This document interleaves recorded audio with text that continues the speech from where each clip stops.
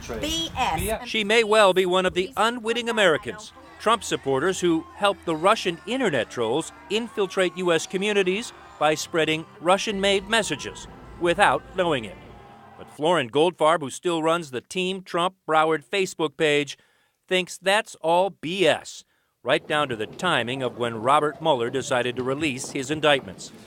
I think it's a cover-up. That's my opinion. They're covering up for their blunder on the shooting that was done at the high school. One group the Russians operated under was called Being Patriotic, calling themselves an online community. They were actually Russian internet trolls, according to the FBI, trying to direct unwitting Americans to holding rallies, posting Russian-made anti-Hillary Clinton messages, even telling them what to print on their homemade signs. According to the indictment, the Russians, under the online name Being Patriotic, encouraged Trump supporters to stage a flash mob on August 20th, and the Team Trump Broward group responded. Florin Goldfarb posted the information for the Fort Lauderdale flash mob on the Facebook page she still runs. Co-chair of the Team Trump Broward, Dolly Rump, was there, holding a crooked Hillary sign. Dolly Rump wouldn't talk to CNN. Her husband told us by phone, "We are disgusting and not to bother them." Florin Goldfarb told us, "We are fake news," part of the cover-up. But what part of it in this is a cover-up? What, are you saying that's not true, or what? The Russians, I don't care if they were involved or not. That to me is the least important thing. But they were involved with you. Did you guys know that? They weren't involved with us. Just make sure that you report it correctly, But you guys were involved with Being Patriotic, right? Very, very patriotic, but not... Being Patriotic was the group that contacted and helped organize some of these activities that you posted on your own Facebook account. Those were legitimate. Those were Russians. They were not Russians. I don't go with the Russians. That group was Russian. I have nothing to do with the Russians. Well, apparently you did. No. Even though the indictment says the Russians organized the rally, Ms. Goldfarb says she never communicated with any Russians, and no one at any of her events were anything but Americans for Trump. The Russians, pretending to be Trump organizers, also reached out to Harry Miller in Boynton Beach, Florida, paying him to build a cage large enough to hold an actress depicting Clinton in prison uniform. He did just that, appearing at rallies. On Friday, Miller, who now lives in Pennsylvania, tweeted, "This is the cage the Russians paid for." By phone, he says he learned about his unwitting involvement from the FBI and now believes it was Russians who called him on the phone, paid him between $500 to $1,000 to build his cage. How could you be embarrassed? They had that beautiful website. They very supportive of the candidates. There was nothing at all to lend you to think that it's anything other than people trying to support a candidate. The Russians weren't just recruiting unwitting Trump supporters. As CNN reported last October, a group calling itself Black Fist turned out to be Russians, trying to infiltrate black communities and seed social unrest. Other groups were encouraged by Russian internet trolls to hold protests against police, for and against immigrants, sometimes encouraging both at the same location to increase the possibility of violence. The indictment also reveals this post-election protest outside New York's Trump Tower was organized by Russians on Facebook. It grew so large, even CNN covered it. Michael White, one of the original Occupy Wall Street organizers, says he believes he was contacted by Russian trolls in May of 2016. He worries about the long-term effects. If it is true that a Russian-created activist group is indistinguishable from an American-created activist group, that will have negative impacts on our ability to create social movements that are positive, that actually benefit ourselves and not some sort of foreign power. So that people will always be wondering, well, is this a real event? And I think that may have been part of the goal of the Russian thing. To Florin Goldfarb, there is no Russian thing. It is all, as she repeatedly told us, BS. BS. And please report that. I don't believe that. That's bullshit. I know all the people that were with me, okay? They were at my meetings. They're all Trump supporters, okay? Mm-hmm.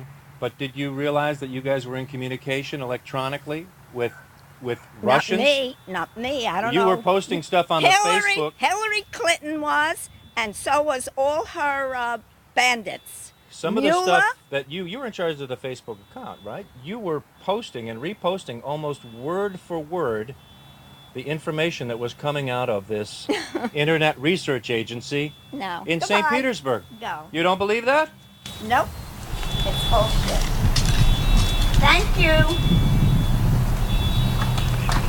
So clearly she does not believe the Russians were involved, as the Department of Justice says they were. The guy who built the Hillary Clinton cage, he does.